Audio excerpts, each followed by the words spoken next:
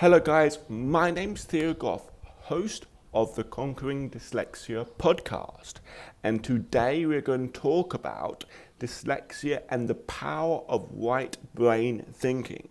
I'm really excited to dive right in to talk about this.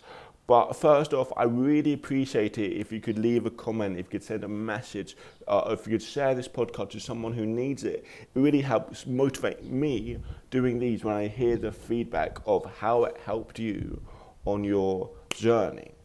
So guys, let's get to it. I hope you enjoy today's episode. So the big question is this: how can dyslexics like us create a place, a community, a tribe where people at any stage of life can come and solve any challenge, amplify their strengths, and ultimately help them become who they were meant to be, or in other words, conquer their dyslexia? That is the question, and this show is the answer. My name's Theo Goff, and welcome to the Conquering Dyslexia podcast. Hello guys, I'm excited to talk to you today about the power of the right brain, the power of the right brain thinking. Because us as dyslexics, we use our right brain so much more, and it's inherently wired, we use it so much more than, say, someone who hasn't got dyslexia that we call neurotypical. And because of this, because our right brain is activated so much more, we have some advantages and we have some disadvantages. Because I remember in my life growing up and being at school and them making these, letters on the board, these shapes on the board, saying this is a letter A, makes a sound A, and B, B, and C, K. And then after doing this, I'm like, okay, this is nice, but why? You know what I mean? Why does this sound make this make this letter? And then combining those, making the sound K-A-T, cat, or H-A-T, hat. And all these go, oh, this is great, but it makes no sense. Why does this make this sound? Why does this make this word? I'm being very confused. And then I remember looking around and being amazed that people around me was understanding it. Because I was like, wow, you're so smart. You can read the word hat, or you could read the word cat, and you can do all these things. Like, wow, you can do it, but I can't do it. And then finally realizing, wait, so you can read these words, and you can read like a small book, and then realizing everyone was doing it, that I was the odd one out. They're not the smart one, I'm the dumb one. And I remember being like, you mean reception year 1, year 2, and then having this massive decline, thinking, I can't do this.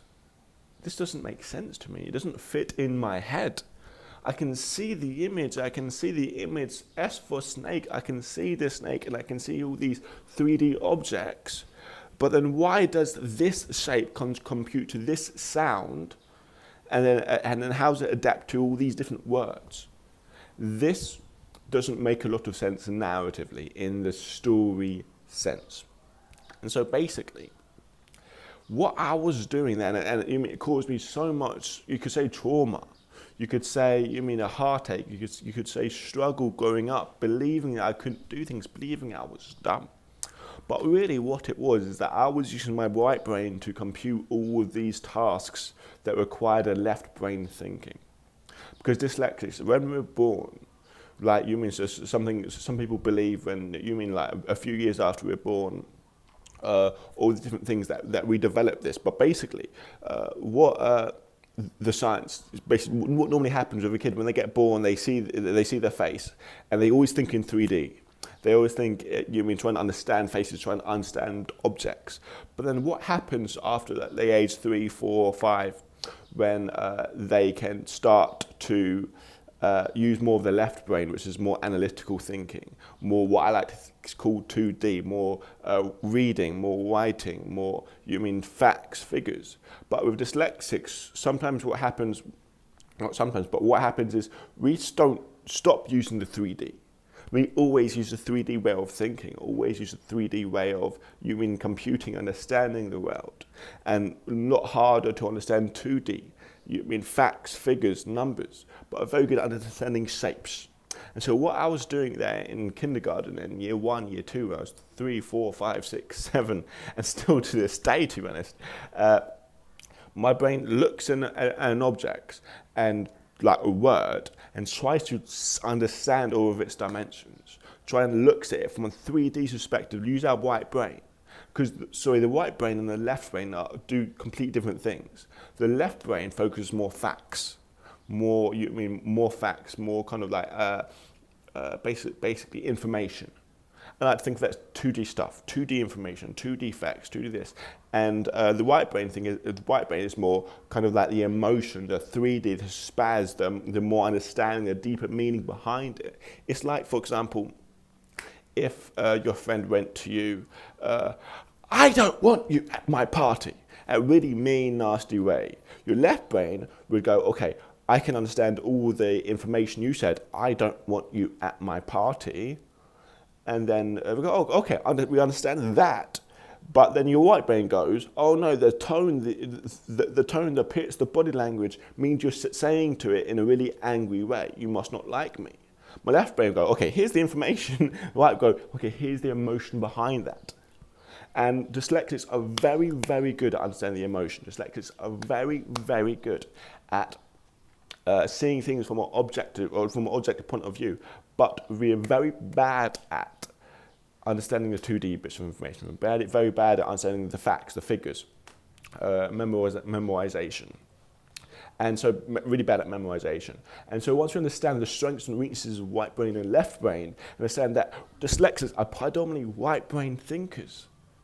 You mean like there's a saying that a picture creates 1,000 words, but a dyslexic, every time we read, we create a picture in our mind.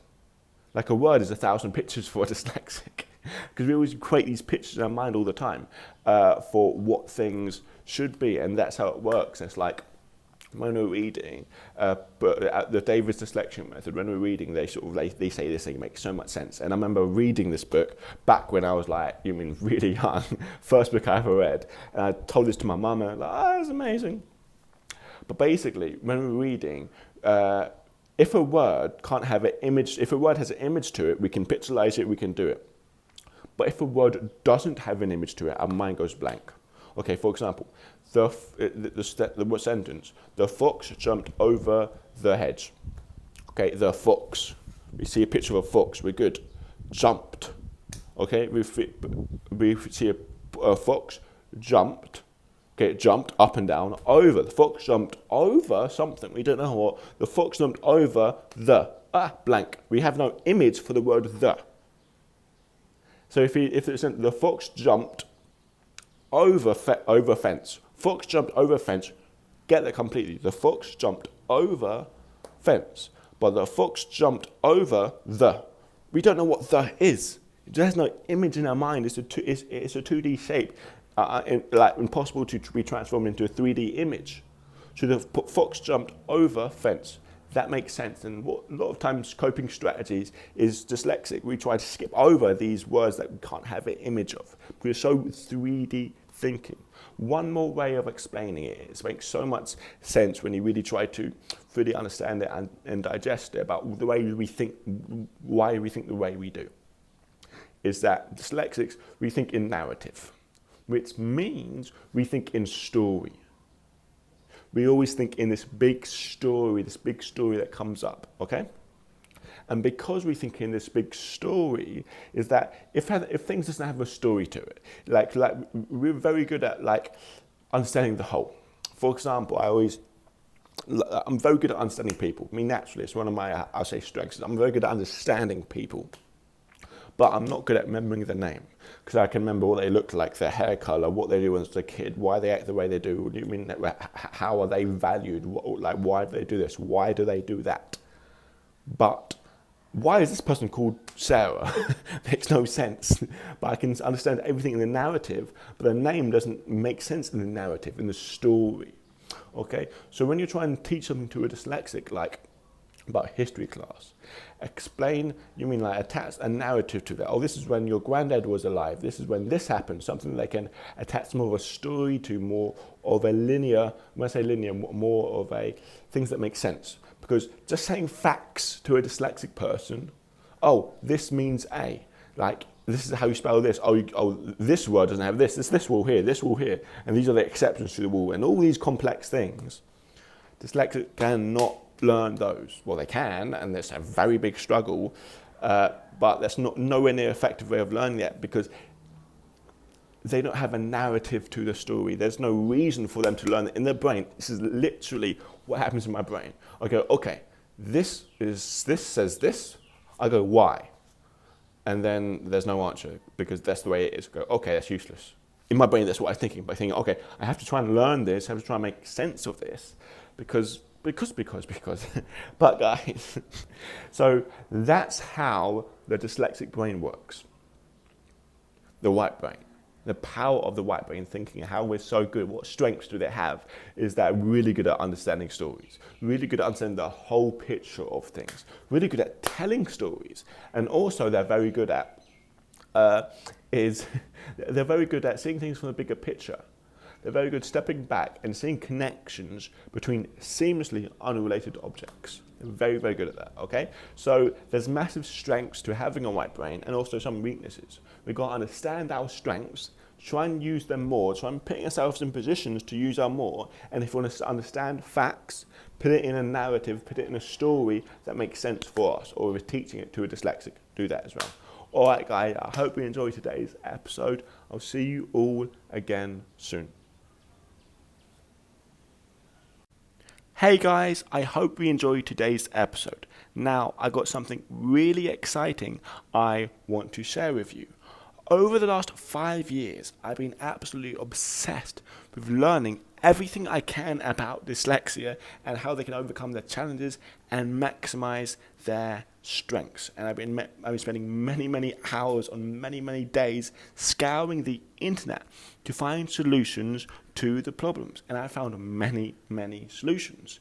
So over quarantine, I was thinking, what if I scour the internet again? What if I go through every last resource that I've been through before and take everything that's useful and put it into one place? And that's how I filled up a lot of my time in quarantine. I scoured the internet and found all the most inspirational, all the most informational, all the most useful videos about dyslexia out there, and put them all into one place, so you don't have to waste time scouring the internet to find solutions to your problems, so you know there's only one place to go. And this thing I created is called the Dyslexia Black Book. You can get it at conqueringdyslexia.net/Black Book. Now, I'm wanting to offer this to you and present this to you completely for free, because I want to save you time. I want to save you time, so scouring the internet and not finding the answers like I've done.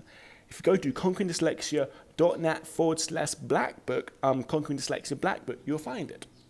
Or guys, you can just click the link in this episode description to find it. But yeah, guys, that's the special message I wanted to share with you today.